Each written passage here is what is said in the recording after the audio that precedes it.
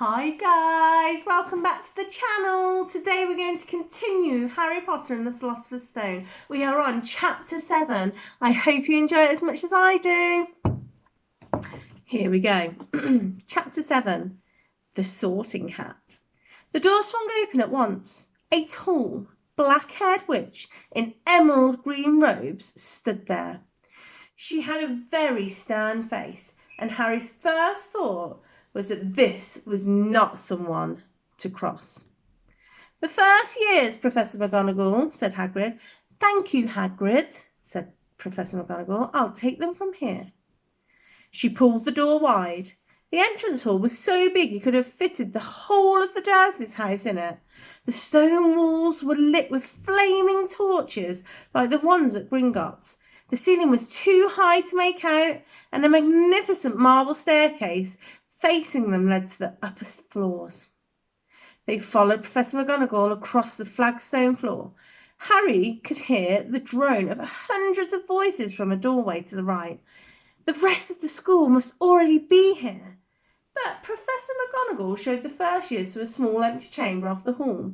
They crowded in, standing rather closer together than they would usually have done, peering about nervously. "Welcome to Hogwarts," said Professor McGonagall. "The start of term banquet will begin shortly, but before you take your seats in the Great Hall, you will be sorted into your houses. The sorting is very important because while you are here, your house will be something like a family within Hogwarts. You will have classes with the rest of your house, sleep in your house dormitory, and spend free time in your house common room. The 4 houses are called Gryffindor, Hufflepuff, Ravenclaw, and Slytherin. Each house has its own noble history, and each has produced outstanding witches and wizards. While you're at Hogwarts, your triumph will earn you house points, while any rule breaking will lose house points. At the end of the year, the house with the most points is awarded the House Cup, a great honour. I hope each of you will be a credit to whichever house becomes yours. The sorting ceremony will take place in a few minutes in front of the rest of the school. I suggest you all smarten yourselves up as much as you can while you're waiting." Her eyes lingered for a moment on Neville's cloak, which was fastened under his left ear, and on Ron's smudged nose. Harry nervously tried to flatten his hair. "I shall return when you are ready," said Professor McGonagall. "Please wait quietly." She left the chamber. Harry swallowed.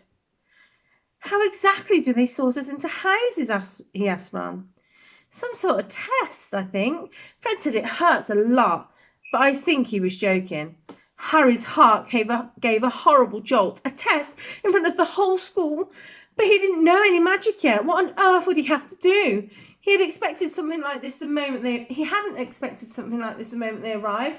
He looked around anxiously and saw that everyone else looked terrified too. No one was talking much except Hermione Granger, who was whispering very fast about all the spells she'd learned and wondering which one she'd need. Harry tried hard not to listen to her. He'd never been more nervous, never. Not even when he'd had to take a school report home to the Dursleys saying that he'd somehow turned his teacher's wig blue. He kept his eyes fixed on the door. Any second now, Professor McGonagall would come back and lead them to his doom. And something happened which made him jump about a foot in the air. Several people behind him screamed. "What the?" he gasped. So did the people around him. About 20 ghosts had just streamed through the brick wall, pearly white and slightly transparent. They glided across the room, talking to each other and hardly glancing at the first years. They seemed to be arguing. What looked like a fat little monk was saying, "Forgive and forget, I say. We ought to give him a second chance. My dear Frere, haven't we given Peeves all the chances he deserves? He gives us all a bad name, and he's not even really a ghost. I say, what are you all doing here?" A ghost wearing a ruff and tights had suddenly noticed the first years. Nobody answered. "New students," said the fat Frere, smiling around at them. About to be sorted, I suppose. A few people nodded mutely. Hope to see you in Hufflepuff, said the Friar. My old house, you know. Move along now, said a sharp voice. The sorting ceremony is about to start. Professor McGonagall had returned. One by one, the ghosts floated away through the opposite wall.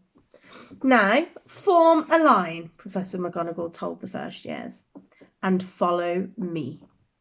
Feeling oddly as though his legs had turned to lead, Harry got into line behind a boy with sandy hair, with Ron behind him, and they walked out of the chamber, back across the hall, through a pair of double doors, into the great hall.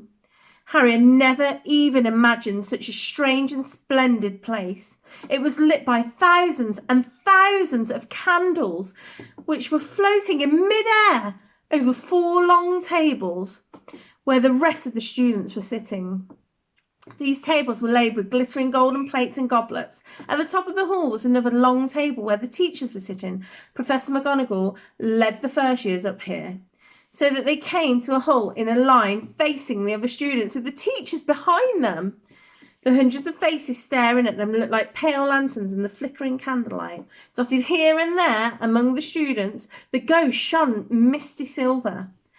Mainly to avoid all the staring eyes, Harry looked upwards and saw a velvety black ceiling dotted with stars. He heard Hermione whisper, "It's bewitched. It looks like the sky outside. I read about it in Hogwarts history." It was hard to believe that the ceiling was there, and that the great halls didn't simply open onto the heavens. Harry quickly looked again, as Professor McGonagall silently placed a 4-legged stool in front of the first years. On the top of the stool, she put a pointed wizard's hat. This hat was patched and frayed and extremely dirty. Aunt Petunia wouldn't have let it in the house. Maybe they had to try and get a rabbit out of it. Harry thought wildly. That seemed the sort of thing, noticing that everybody in the hall was now staring at the hat. He stared at it too. For a few seconds, there was complete silence. Then the hat twitched.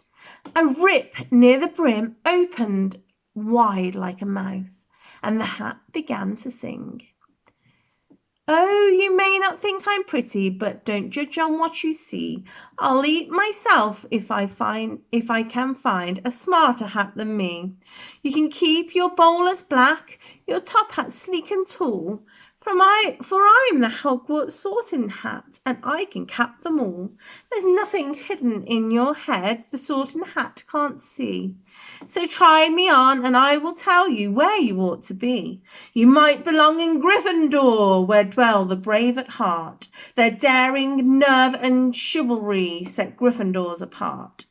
You might belong in Hufflepuff, where they are just and loyal. Those patient Hufflepuffs are true and unafraid of toil.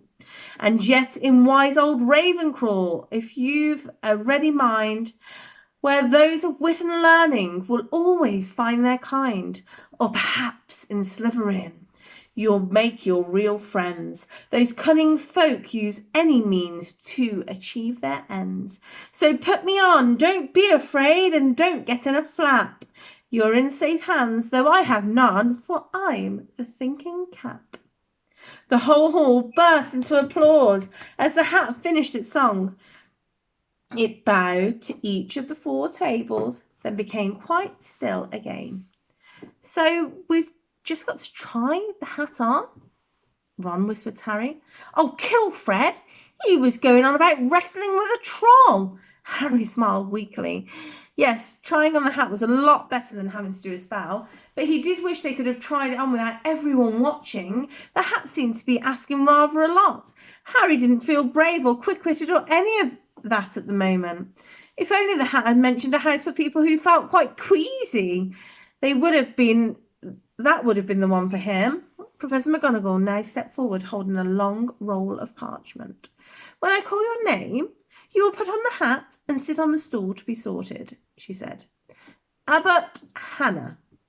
A pink-faced girl with blonde pigtails stumbled out of line, put on the hat, which fell right down to her eyes, and sat down. A moment's pause.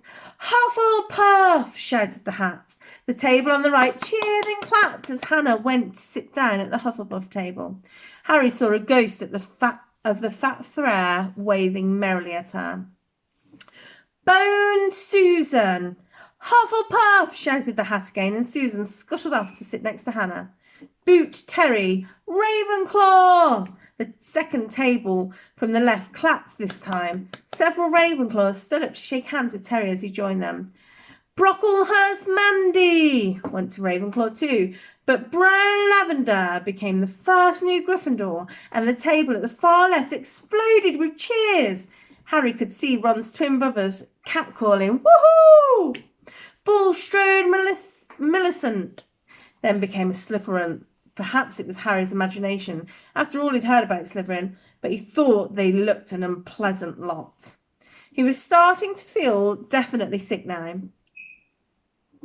He remembered he'd been picked for teams during sports lessons at his old school. He had always been the last to be chosen, not because he was no good, but because nobody wanted Dudley to think they liked him. Finch Fletchley Justin, Hufflepuff!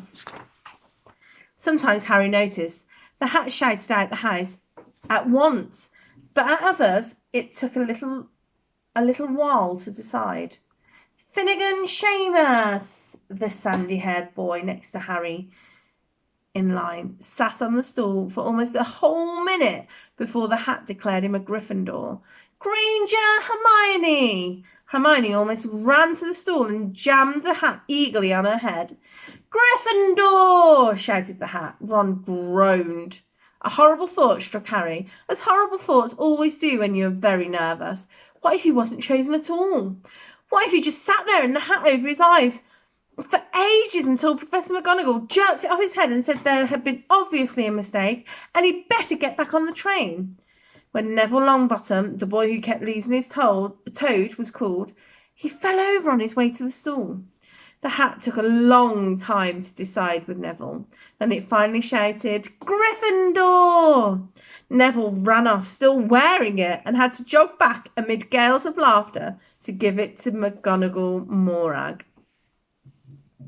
McDougal Morag, sorry. Malfoy swaggered forward when his name was called and got his wish at once. The hat had barely touched his head when it screamed, Slytherin! Malfoy went to join his friends, Crabbe and Goyle, looking pleased with himself. There weren't too many people left now. Moon, Knot, Parkinson, then a pair of twins. Patil, then Perk, Sally Ann, and then at last, Potter, Harry. As Harry stepped forward, whispers suddenly broke out like little hissing fires all over the hall.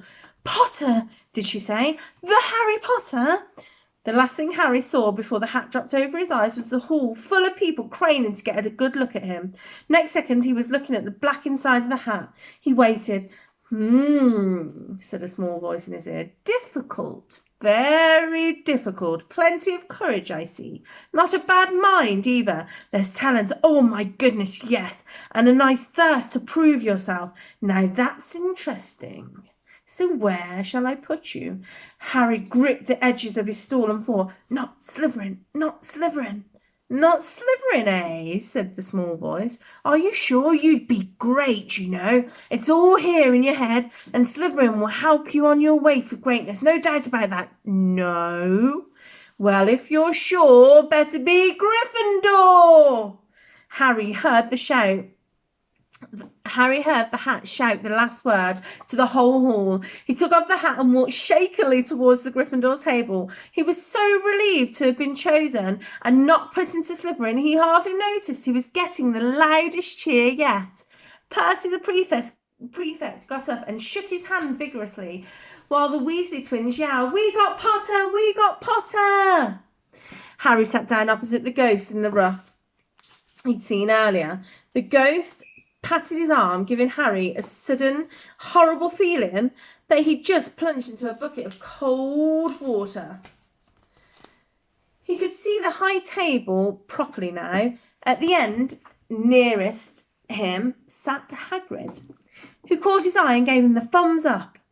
Harry grinned back, and there, in the centre of the high table, in a large gold chair, sat Albus Dumbledore. Harry recognised him at once from the card he'd gotten from the chocolate frog on the train. Dumbledore's silver hair was the only thing in the whole hall that shone as brightly as the ghost. Harry spotted Professor Quirrell too, the nervous young man from the leaky cauldron. He was looking very peculiar in a large purple turban. And now there were only 3 people left to be sorted. Turpin Lisa became a Ravenclaw, and then it was Ron's turn. He was pale green by now. Harry crossed his fingers under the table, and a second later, the hat had shouted, "Gryffindor!" Harry clapped loudly with the rest as Ron collapsed into the chair next to him. "Well done, Ron! Excellent!" said Percy Weasley pompously across Harry as Zabini Blas was made a Slytherin. Professor McGonagall rolled up her scroll and took the Sorting Hat away. Harry looked down at the empty gold plate. He had only just realised how hungry he was. The pumpkin pasty seemed ages ago. Albus Dumbledore got to his feet. He was beaming at the students, his arms wide open, as if nothing could have pleased him more than to see them all there. "Welcome," he said. "Welcome to a new year at Hogwarts. Before we begin our banquet, I would like to say a few words." And here they are. Nitwit, Blubber, Oddment, Tweak. Thank you. He sat back down. Everybody clapped and cheered. Woohoo! Harry didn't know whether to laugh or not. "Is he a bit mad?" he asked Percy uncertainly. "Mad?" said Percy airily. "He's a genius, best wizard in the world. But he's a bit mad, yes. Potatoes, Harry?"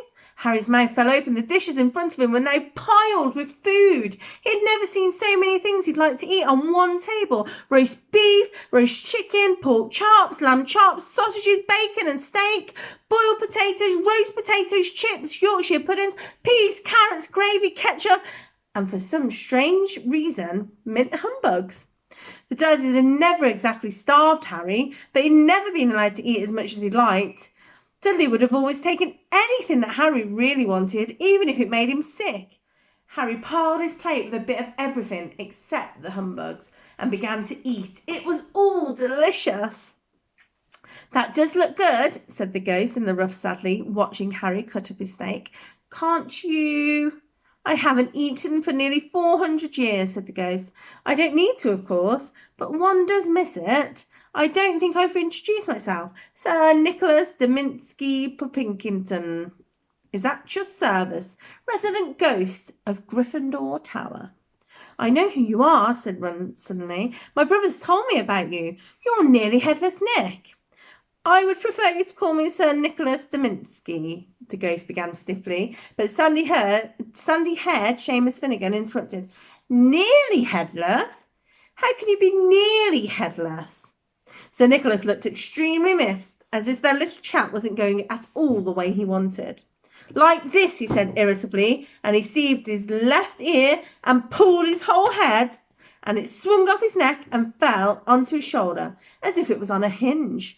Somebody had obviously tried to behead him, but had not done it properly. Looking pleased at the stunned looks on their faces, nearly Headless Nick flipped his head back on to his neck and coughed and said, "So, new Gryffindors, I hope you're going to help us win the house championships this year. Gryffindor have never gone so long without winning. Slytherin have got the cup 6 years in a row. The bloody Baron's becoming almost unbearable." He's the Slytherin ghost. Harry looked over at the Slytherin table and saw a horrible ghost sitting there with blank, staring eyes, a gaunt face and robes stained with silver blood. He was right next to Malfoy, who, Harry was pleased to see, didn't look too pleased with the seating arrangements. "How did he get covered in blood?" asked Seamus with great interest. "I never asked," said nearly Headless Nick delicately. When everyone had eaten as much as they could, the remains of the food faded from the plates, leaving them sparkling clean as before.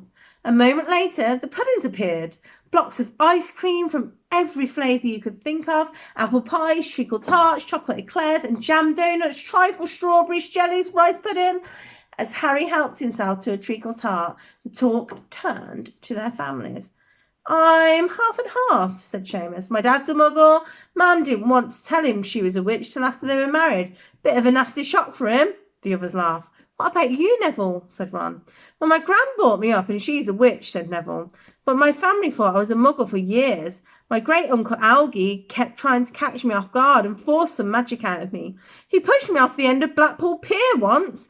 I nearly drowned. But nothing happened until I was 8. Great-uncle Albie came round for tea and he was hanging me out of the upstairs window by my ankles when Great-aunt Enid offered him a meringue and he accidentally let go. But I bounced all the way down the garden and into the road. They were all really pleased. Gran was crying. She was so happy.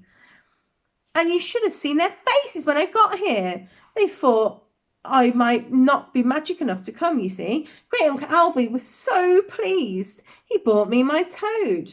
On Harry's other side, Percy Weasley and Hermione were talking about lessons.